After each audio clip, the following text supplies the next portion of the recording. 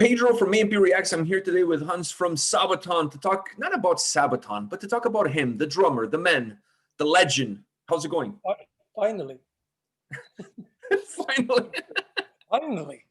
Been waiting 7 years for it. Yeah. I'm doing great, man. I'm healthy. I'm happy. So I can't complain. Other than that, I want to go on tour, but I'll just have to wait a little bit longer. And you just had your birthday, so happy belated. Thank you. 20 years old again. Yeah. You don't look a day over 17. No, I don't feel like it either. It's the air. It's the winter air around you that's keeping you young and vibrant. Yeah, indeed. And the Absolutely. beer. What? And the beer. The beer. Yeah. I have no idea what you're talking about, actually.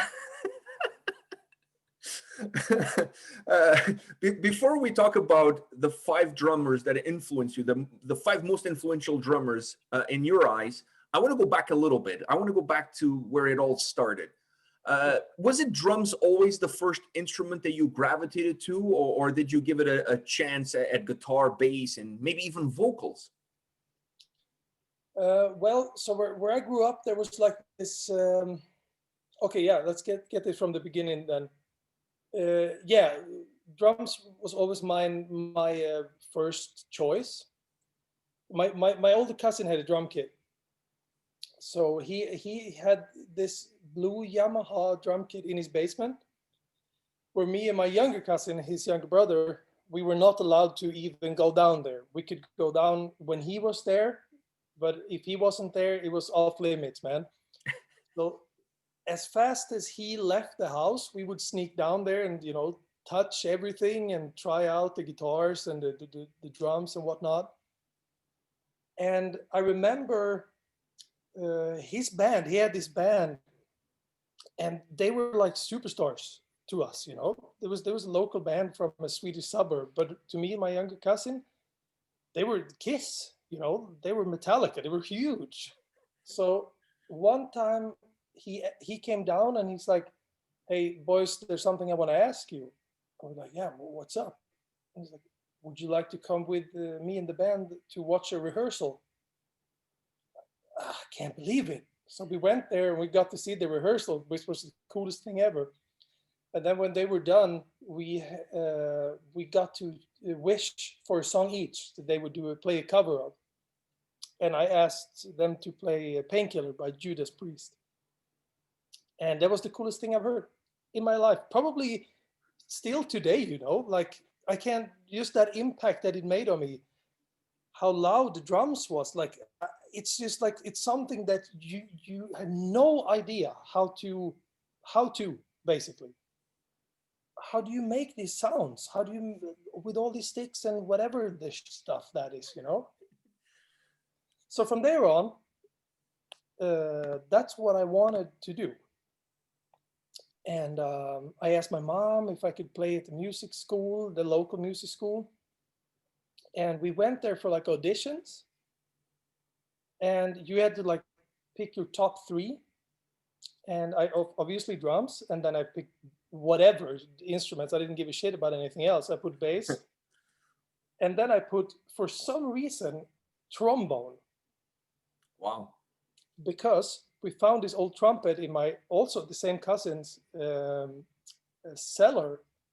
So I was the only kid in the whole school that knew how to make it sound, basically, because we've been practicing it. We washed it with soap and water to make it sound, So when the letter came that I was, I got a spot at the music school, it was for trombone.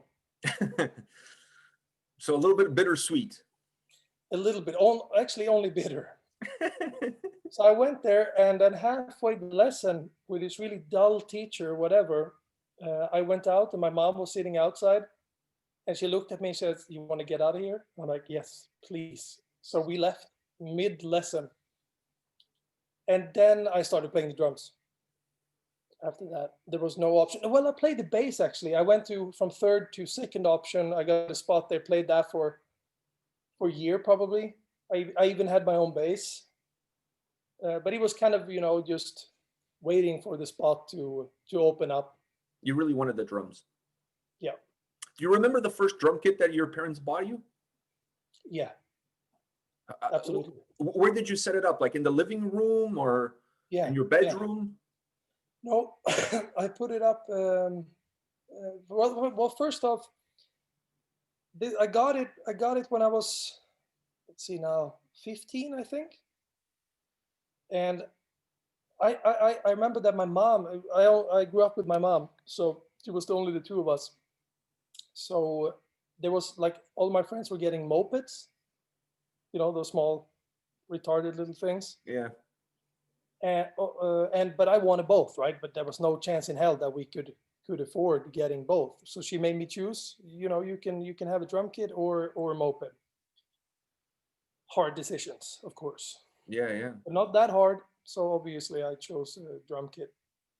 Wow. And yeah, that was probably her savings. That was it. I was going to say, I think the moped would have been a lot cheaper than the drum kit. Yeah, I don't know actually. I just remember the day it was because it was a black drum kit, and I've been down at the local music store looking at it so many times. And one day I went down and there was this little note on it that said sold. And man, I was so fucking disappointed. It broke your heart a little bit. Yeah, it totally broke my heart. Because all the other kit was like really old drum kits or whatever. But this was a black one, really cool pearl kit. But then it turns out that she bought it. Wow. I had it in our living room. That's an incredible story. Yeah. How did your neighbors take to you and your drumming? Because I'm sure it makes a lot of, I don't know personally, but I could assume that it's going to be loud. It's pretty loud. Yeah, I don't remember actually.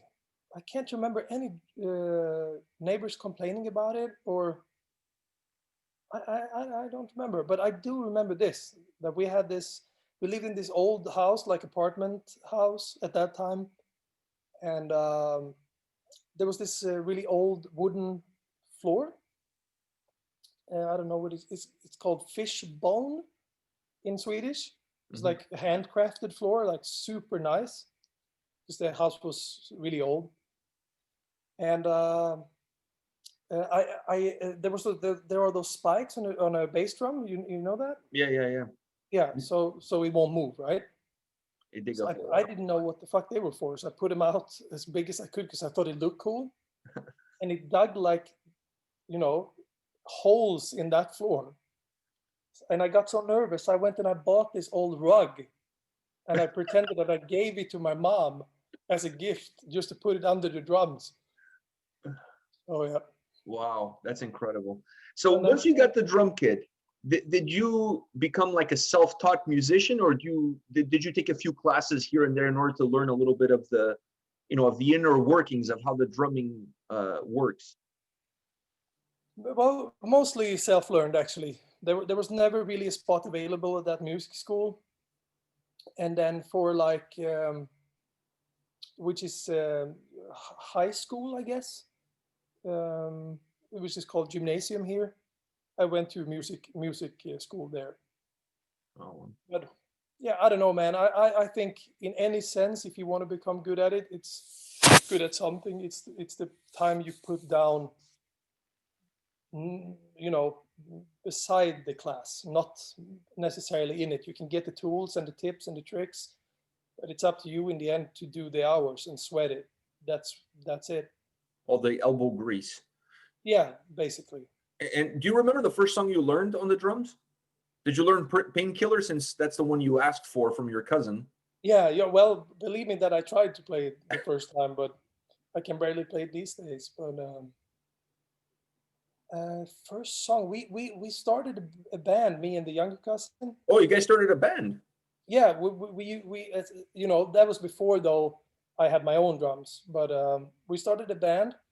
It was only the two of us, and we would sneak down whenever my older cousin and his buddies were out of the house, and we would have our band down there, and it was called AKA 6 Feet Under. Ooh. And we didn't know what AKA meant, because it was something that we heard in movies, right? somebody said this, whatever, AKA this. It just sounded so cool. And we didn't know what 6 feet under meant either, you know, no fucking clue. And I remember we played Rock You Like a Hurricane, Scorpions. We played some Nirvana songs, I remember. And like, you know, Enter Sandman, probably stuff like that. Oh, wow. Some Priest songs, but like simpler songs. At what point in time, during, not just during that process, but even afterwards, at what point in time did you feel like, okay, you know what, I'm good enough, I can become a full-time musician, and this is going to be my career, this is going to be my path? Yeah, I'm still waiting for it. No, I don't know, man. I don't think, I never reflected on it that much, and I never like had this clear like path. But I knew that there was never an option to not do it. That I knew, and that I still know. But in hindsight, you know, if I knew how much it will take to actually get there, I would totally do it again. But back then, I for sure didn't know. If that makes any sense. But yeah. I knew that I wanted to play drums, and I didn't really give a shit about anything else. Yeah, I think at that point in time when you're that young, it's hard to see the forest from the trees. You're more concentrating on the today than you are concentrating on the tomorrow. Yeah, exactly. Absolutely. Yeah. And also like there was never any other option. This is what I want to do, and I'm going to do it, you know.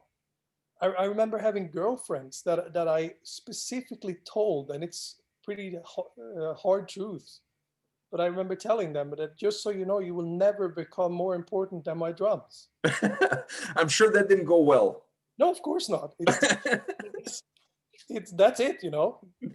But I did though, because he was so important to me, and yeah, I would never compromise with it ever. Yeah. Well, and that's why you are where you are today. Maybe, yeah. So now getting into the 5 most influential drummers, I want to start off with a name that I thought was really interesting. I honestly did not picture this name coming up at all, but I think it's an interesting one, and that is Tommy Lee. Mm-hmm. Yeah. Did you discover him through Motley Crue? Like how did it, what did you take from him? Is it his persona, his playing style? What is it? So yeah, definitely from Motley Crue, but for me, I think he's such an underrated drummer, because there's so much focus on his persona, which I never really was interested in, you know, like whatever Pamela Anderson, you remember all that stuff. Yeah, the videos. Yeah, specifically that, yeah. There was only talk about that, and there's usually talk about that, but he's a phenomenal drummer, and he always was. I think he was by far the best in that band when it comes to being a musician. And still today, like he's always super groovy. He always comes up with really cool beats and thinking outside the box stuff. And he's like Phil Rudd. He's a total backbone of Motley Crue, but in a groovy way, you know. So yeah, I just as an underrated drummer where the focus always seems to lie on other things than the actual drumming. I think that's not just a problem with him. I think that's a problem with a lot of musicians in general. When you have this larger than life persona, that kind of becomes the focus of everything, and then then your talent almost becomes secondary, because nobody wants to talk to him about drumming. Everybody just wants to talk to him about his personal life and whatever shenanigans he's getting himself into. Yeah, or crazy stuff. Yeah, exactly. But that goes for more than him on this list, though, with the 5 favorite drummers. that is very correct. And that's why I thought it was kind of interesting that you picked Tommy Lee, because I don't think a lot of people look at him as necessarily an incredible drummer. They look at him more as the personality. And, yeah, I guess so. And that's kind of a little bit why I put in there, because like top 5 drummers that meant a lot to me. Yeah, he must be in there, you know. He's keeping it simple, keeping it super groovy, you know, and it's all about the groove in the end, what makes people dance. And he's a killer drummer. The next name on your list, it's a really interesting one. Nico McBrain from Iron Maiden. Yeah, Do you remember what album of Iron Maiden did you discover the band with? yeah, absolutely. I remember that was actually Brave New World. So I was pretty late into Maiden, obviously, because Brave New World came out 2000, I think. Yeah, So I it's think that's the first album after Blaze Bailey left. mhm. I think so, whatever. But yeah, that the first song I heard was, well, other than the hits, of course, but was Out of This Silent Planet, where he's in the end he starts going off with his pedal technique, which was to me when I also learned that he only has one bass drum and one pedal. So yeah, phenomenal. And I've had the pleasure of touring with them and seeing him play. When you heard him for the first time, did you think he had like the double bass pedal, like the whole big setup instead of just the single one?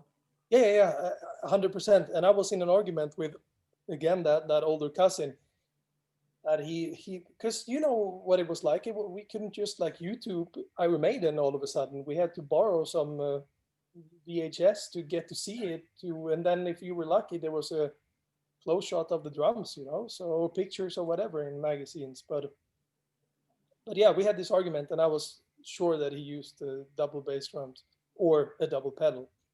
Was that the element that you took from them, that you think that that was something that you wanted to emulate, or is there anything else in his weaponry that you think that played a role on how you play? Well, well, I hope he plays a role in how I play, but it's the musicality of it for me. He's always, um, you know, let's say then if Tommy Lee is the backbone, he's the super stable thing you can trust. But then Nico comes in and he's the real painter, the artist. The chops are crazy, and it's also super musical. If I don't know many bands that I keep listening to that I find new stuff in. Oh yeah, that was cool. And Nico's typically, you hear a drum fill and then you sit down by the drums and you start, figuring out how he did it. You realize like, oh right, he played that thing over there, but at the same time he did something completely different. So sometimes it sounds so much easier than it actually is. Yeah, he simplified the complexity of playing. Yeah, in a very cool drummery kind of way. It's interesting to dig into it and dig deeper. So Well, yeah, always like interesting playing where he plays for the music but keeps it interesting. when I was a kid, and I remember watching videos of Iron Maiden on MTV Headbangers Ball, and I was always taken back by his showmanship, like always looking at the camera, doing like the faces as he was Yeah, playing. yeah. I always so intrigued by that, because Iron Maiden was such a band that lived off of Bruce Dickinson and everybody else, and he's always behind the drum kit. But every time you saw him, he always looked like he was having such a great time. I Yeah, see a lot of that in you when you're playing. You never have a frown. You're always having a good time, and maybe you took a little bit of that. yeah, I hope so, and or maybe it's just that we're really enjoying it, because I can't fake stuff, right? I never could. If let's say, on a, because a band has good days and bad days, like everybody else, and sometimes you're in a good mood and then you're in a bad mood or whatever, which I'm rarely, but it happens. But as soon as I start to play, that it's gone, man. That's it. It all goes away. That's it. Super focus, um, and you forget about everything else. Well, when you were touring with Iron Maiden, did you guys get to chat? Did you tell him like what an influence he was for you, and did you try to pick his brain a little bit? Yeah, for sure. I told him for sure, and I think that you can see it, you know. And the first time that we did support them, I was playing on my tank, as usual, and I'm playing away and having a great time. And I looked down at my drum tech, Emmanuel, and he's looking at me like this. And then Nico is just standing there, right, below me. And I froze up, the first time I was like, oh my God, what the fuck? And I don't fuck it up, don't fuck it up. And you could see that he walked over to my drum tech and he's like, you want a beer? And then he had a beer and he hung out for a couple of songs and then he gave me the thumbs up. Wow, that's really cool. Yeah, it was huge. It doesn't get much better than that. No, it's so cool. So cool. And they are all so nice guys. Wow. Super cool dudes, all of them. So moving on your list, I want to go into Cozy Powell, Rainbow. Mm-hmm. What do you see in Cozy Powell that attracted you to his style? Well, I think that let's just start off with his resume. The bands he's been in and the project. Yeah. I don't know many drummers who did that. And also like every project he was in, from Yngwie Malmsteen to, all the stuff that he did, also did it so good. It wasn't like he was jumping around, whatever, I'll do a little bit here, I'll do a gig there, I'll join Jeff Beck and I'll join Black Sabbath or whatever, but it's always such a good quality. It's great drumming. And also a hard, heavy hitter. And that I always enjoyed. Do you feel like he's a very versatile, he has a versatile approach, and that's what allows him to perhaps jump from, I mean, the guy has a resume the size of an encyclopedia. So, yeah. Is the versatility perhaps a factor for him that allows him to be solid and good regardless of what the environment is? I think so. Absolutely. And then, of course, Rainbow, the stuff he did there was fantastic. I really enjoy it still today. Cool sound. He was also a Yamaha player, which, my cousin's drum kit was a Yamaha. Cozy Powell had Yamaha. I play Yamaha. So. There's a trend. Yes, absolutely. But yeah, in any sense, like, you could say that he was a session guy, but I guess he was in a way, but yeah, such a good, solid one. Funny, great, entertaining. It was fun, great to look at. Also playing traditional grip. As a musician, huge inspiration on me, for sure.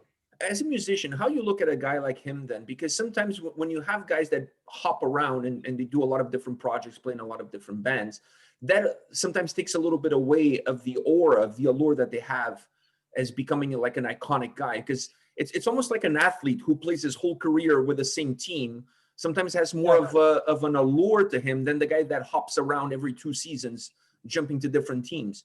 Do you feel like that impacts him in a negative way at all, or he played in such incredible bands that it doesn't really matter?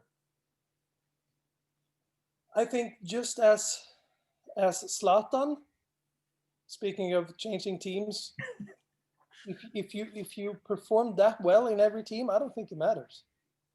If let's say we go and buy a record tomorrow and there's a new band, and it's like, okay, I don't know, this guy, oh, it's Cozy Powell. Cool, I'll buy it immediately because I know the drums is going to be great. It has that consistency. I think that's it's a positive thing for sure. Before we get into the top 2, let me ask you this. As a drummer, when you go watch another band play, are you one of those guys that becomes really critical of the drumming on that band? Whoever the band is, it's irrelevant who the band is. But when you go see a show, are you always telling the people next to you, like, man, that guy just missed there and he's not as good as I could have done better over there? No, I don't do that for sure. No, I don't. I think I'm I'm critical, but I'll keep it to myself. Definitely, I think that's like something you can not do. You can't avoid that, but I wouldn't, like, if I see a drummer and as long as they're having fun and they're really enjoying it, I think I can honestly say that I don't really give a shit how it sounds. as long as they're like having a great time. But yeah, of course it depends as well. Like if there's a shitty drummer and a shitty band, I'm not going to stick around. Then I'll just walk away. Yeah, that's true. That's true. And you've toured with a lot of different bands. Has anybody ever approached you on tour and asked you for some tips? Yeah, that happens. Absolutely. And I've had the pleasure of touring with a lot of amazing drummers, over the years. So I think all of them are humble. They are cool people. And, we share a lot of tips and tricks all the time, and I'm always open for criticism or advice. I think you have to be, if it's going to help me or make me better, I'm definitely open for it. And Right. watching the best play, Yeah, I hear you. I think it's important to have an open mind if you want to evolve, and because there's always room for improvement for anybody. Always. And I think if you close your mind to that, I think that's when you start to perhaps start moving backwards instead of moving forwards. Yeah. I think that's super dangerous to do. Yeah, absolutely. I mean, always. And I think the better you become, the more you realize how bad you actually are. Or you were, how bad you actually were. Yeah, but even in like, even in like, I know what I can do, but you also, you understand more around it. Like, oh, wow, okay, he can do that. I have a long way to go. But if you're 14 or, 12-year-old me, and you see my older cousin play Painkiller, I probably said, I'll play that tomorrow. But now I'm 31. I know how hard it is. Oh, very Scott interesting. Travis, another phenomenal drummer. Do you see a lot of instruments, a lot of way of playing, a lot of bands have allowed themselves to evolve, and the way we approach certain things have evolved through time? Is there the next greatest thing for drumming around the corner, or the instrument itself has reached its plateau and now it comes down to your own personal style and how you approach it? Like gear wise? Yeah, like is there like a thing around the corner? Like guitar players, they're always talking about the next thing. Okay, either be the tuning or a bridge or the way the guitar is built or whatever the case might be. So for drums, do you see anything coming in the future that will change, that will make things a little bit different? A bigger tank? Bigger tank, yeah. Bigger tank to sit up on when I drum, maybe? Yeah. Maybe Maybe a tank that spins around. It's a great question. I don't know how to answer that, actually. I mean, there's like improvements made, but those are like minor improvements to the untrained eye, but major improvements to us as drummers. And there's stuff happening all the time, but like a significant something. Yeah, I was thinking something along the lines, I don't know, looking back at hockey, for example, there was a time where they went from the wooden sticks to that, I don't know, what do you call that, plexi stick that doesn't break and it bends and whatever. So I don't know, maybe you guys will go from drumsticks to like plexi sticks. I have no clue. But they tried that, right? Those black head sticks. Oh, they did? Yeah, they were made of like carbon fiber. Carbon fiber. With like a plastic wrap. And I tried them, and they will kill your wrists in no time. But I don't know, does it have to though? Like, I don't know. I think we always looking at something. Like, you know what I mean? Like it's human evolution, right? Like, so when you're looking at guitar playing, or you're looking at music itself, metal, with all the variants that have happened, all the subgenres of the subgenres of the subgenres. I think there's always this tendency that some people feel like things are getting boring unless there's some sort of evolution. So it seems like to me the one instrument that's perhaps stayed the most consistent throughout time has been the drums. Yeah, good point. I think like as far as electronic stuff, then maybe that's like implemented into the drums. That there's a lot happening there, and even I use it live, like for the song Lost Battalion. That's only triggers, I like playing on pads. But as far as myself goes,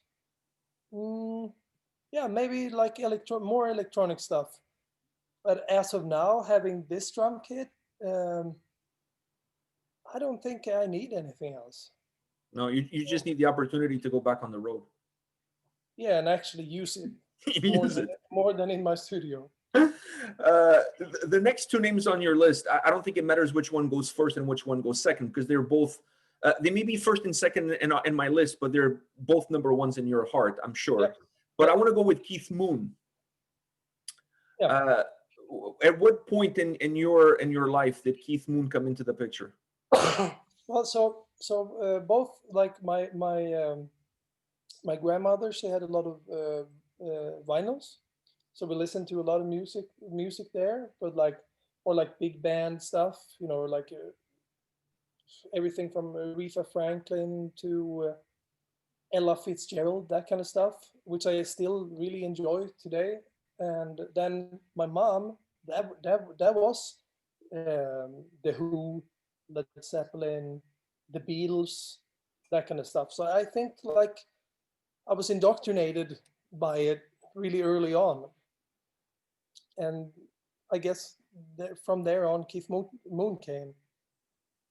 Did you dive deep into, after listening to the records and knowing a little bit more about drums yourself, did you dive deep into his style and what made him such a heavy hitting drummer? Yes, absolutely. I'm a huge The Who fan, and I always was since I was a kid. And even like at the records after he passed away, I think are great. There's some great stuff on there as well. But I don't think necessarily he was a great drummer in like traditionally playing the drums. But I don't know any other drummer, maybe still today, that was more entertaining. Crazy, right? He was crazy. He would put goldfish in his floor toms. Like, who the fuck would do that? Yeah, Keith Moon would. You know, and he all did this absolutely crazy stuff. And he's the guy that can, in the middle of a verse, you know, he could put this long ass drum fill over the whole fucking thing. And nobody's like, hey, wait a minute, maybe you shouldn't. No, he's Keith Moon, so he'll get away with it. And nobody even reacts to it. Which is also funny, right? Like, yeah, listen to Fleetwood Mac or any other of these bands. They're like super squared out, verse, bridge, chorus, and so on. But here comes Keith Moon. I love it, man. I love it. And the double kick drums, everything larger. He's a little bit of the bull in the china shop from that perspective. Yes, absolutely. Which I love. I think a drummer. I would like to see, and I want to get entertained by more than a guy in blue jeans and a white T-shirt sitting there with his face down, super concentrated, playing the drums. I can listen to that on an album and really enjoy it. But if I go see a live show, I want more than that. You want the flair. Huh? You want the flair. The throwing of the stick up in the air, grabbing it, and yeah, I guess I want, you know, something more. Otherwise, I don't know why I should go see it. Then I can watch or listen to the album. Mm-hmm. And that's what I think. Maybe that's why those two are my favorites, because they really one has what the other one lacks a little bit. Yeah, the other name, in case people are wondering, who are you talking about? The other name is John Bonham. So John Bonham, yeah. So you feel like one has a little bit of what the other is lacking and vice versa? Yeah, but John Bonham was a super technical, really like, I don't know if he was that educated, but it sure sounds like it. And he was groundbreaking with a lot of stuff, you know. I think all of us like rock or pop drummers, we have him to thank for the way we play today, like the basics of it. Mm-hmm.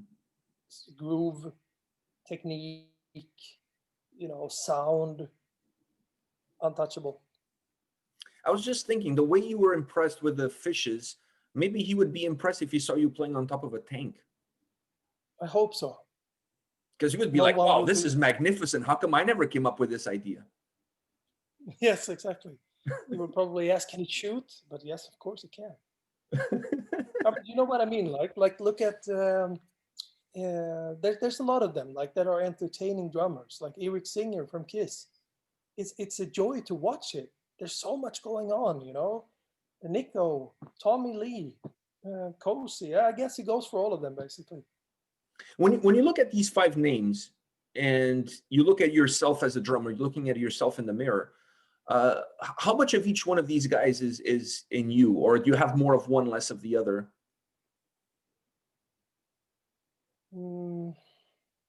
I guess there's a little bit of all of them, including a bunch of other guys as well, of course, that just wouldn't make the list this time.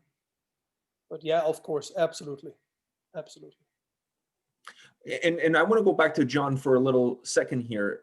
Is he one of the heaviest hitting drummers out, like at that time? Was he one of the heaviest hitting drummers?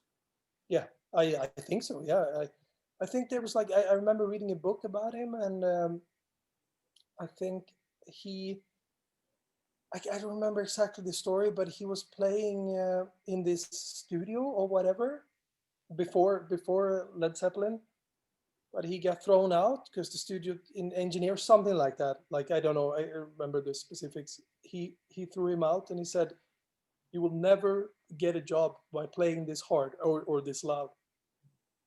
So when they sold their first gold record or platinum or whatever, he sent that guy a copy of his first gold record, and he said, "Thank you for the advice." And I also did the same.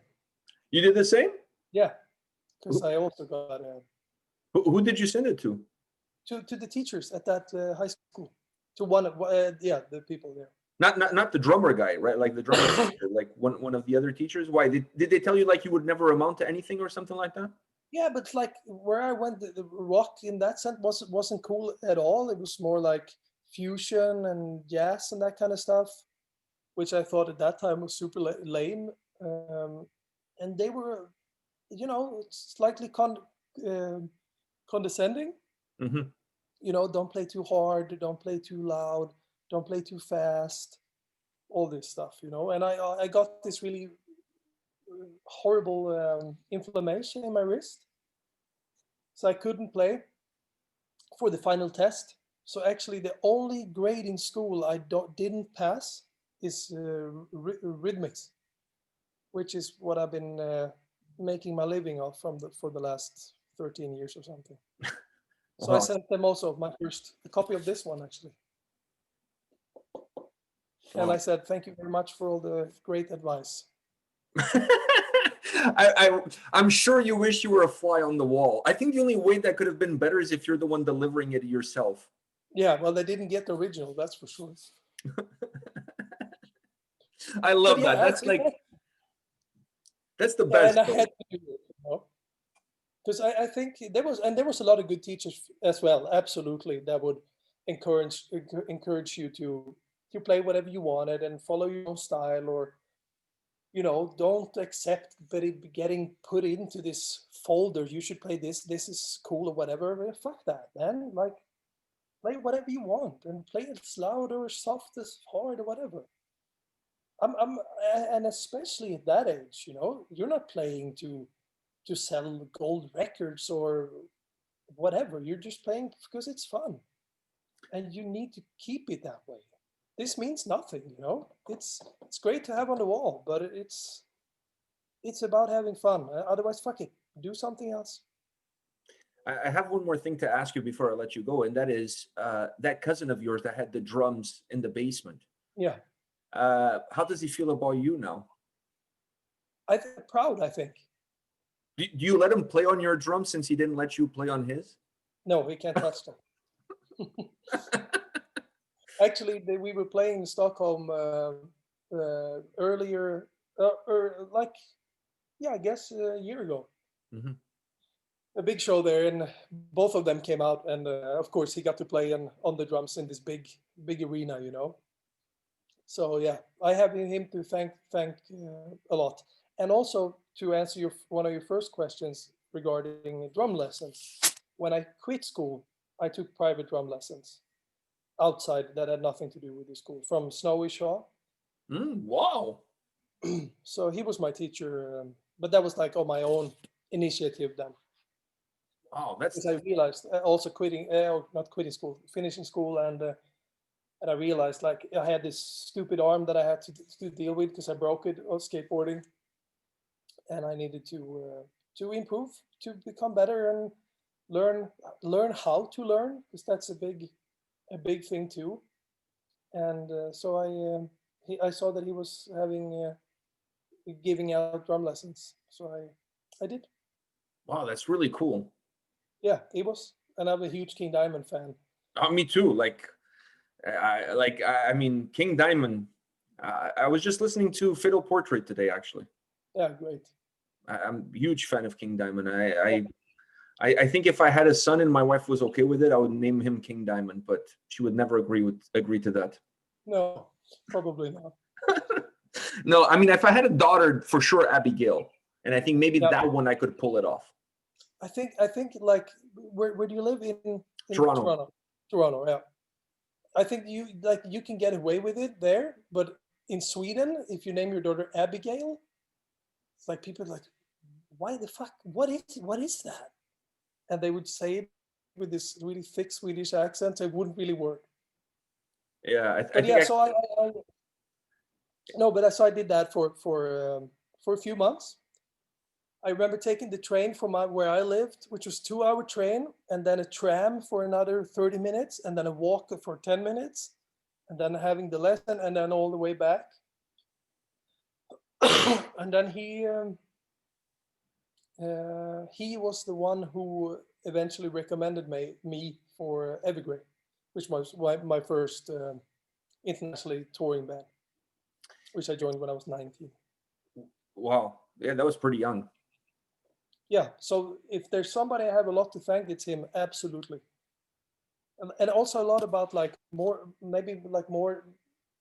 than playing itself, like how does the business work? What do people expect from you when you join a band? I remember him saying like, keep your shit in order, keep your drums in order, clean heads on it, new sticks. Don't bring too few sticks. Those like, okay, cool. I had no fucking clue, whatever. I was 19. I just wanted to. I could call him, the first tour we did with Evergrey was a long one. And I never did a whole tour before. Like, how many drumsticks am I supposed to bring? Like, I have no idea. 2 pairs, 4, 8. So I remember giving him a call and like, how many sticks should I bring? Said, bring as many as you can fit in your bag, boy. So I did. Okay, I'll stuff that bag with drumsticks. Wow, that's incredible. I mean, he's such a legend too. So to have the opportunity to learn and have some lessons from someone like that, it definitely has a long-lasting impact. Oh yeah, absolutely. And also one of the super good drummers. Do you give any lessons if anybody approaches you? Do you give drumming lessons, or you don't have the patience for it? Oh, I do. I would actually. I did a very, very few of them. But I don't know, man. It's like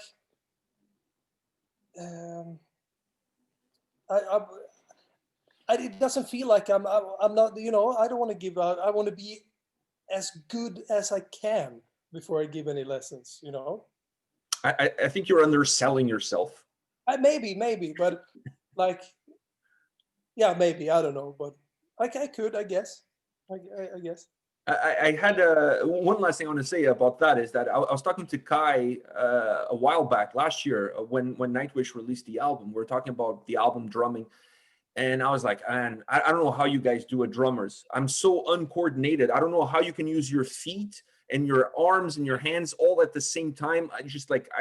There's no way. Like, I can barely use. If I was doing this, my other hand wouldn't move. Like, and then if the other one moved, then this one doesn't move. So I was telling him, I don't know how you do it. And he's like, I can teach you how to play drums in 5 minutes. You think he's, bullshitting me, or he could really teach me how to drum in 5 minutes? But Kai is a phenomenal teacher. and I got a lot of good tips from Kai as well. He's a great friend of mine, and Kai's extremely technical, but like down to details, in a good way. But I think there's like, if you're a good drummer, I don't think that necessarily makes you a good teacher. Mm-hmm. But he is for sure, absolutely, and he's giving a lot of lessons. Yeah. So I would like to go up to Finland and have one day. Yeah, he does it at his home, so it's really cool. You get the whole experience. Yeah, absolutely. Yeah. I don't know. I said to him that next time they're on tour, I'll take him up on the offer and give him 5 minutes to teach me how to drum.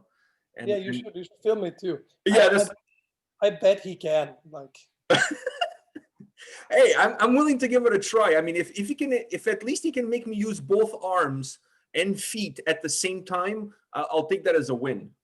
Yeah, I think you can, absolutely. So we'll see what he can do next time they're on tour. Yes, absolutely. Just hit as hard as you can, as fast as you can, on as many drums as you can at the same time. I've tried that at the music store, you know, with the drums that you put the headphones on and only you can listen. Yeah, like and electronic drum kit. Yeah, so in my mind, I'm like, you know, how hard can this be? And then when I put the headphones on, I'm like, I sound like shit because I'm only hitting like, I'm so uncoordinated. So yeah, I'm far better inside my brain than I am outside of my brain. Yeah, but it is just putting the time into it, like anything else, basically. Well, Hans, thank you very much for your time today, talking about drumming, talking about you, your childhood, your upbringing. It was an absolute pleasure. This was a blast. And we didn't talk about Sabaton, not even once. No. We can, though. No, let's leave it as that. All right. This was all about you. It was not to talk about the band. We'll have other opportunities to talk about the band when the new album comes around. So we'll have other things to talk about. Today, I really wanted to talk about you because I feel that sometimes, you know, musicians get put into this big umbrella of what the band is, and we kind of forget about you guys as people, as individuals, and what took you, what drove you to be the guy who's sitting on top of that tank. Yeah, cool, man. Much appreciated. Thanks for having me. Thank you for taking the time. All the best. Stay safe, stay healthy. Say hello to the family for me, and we'll talk soon. Right. Thank you.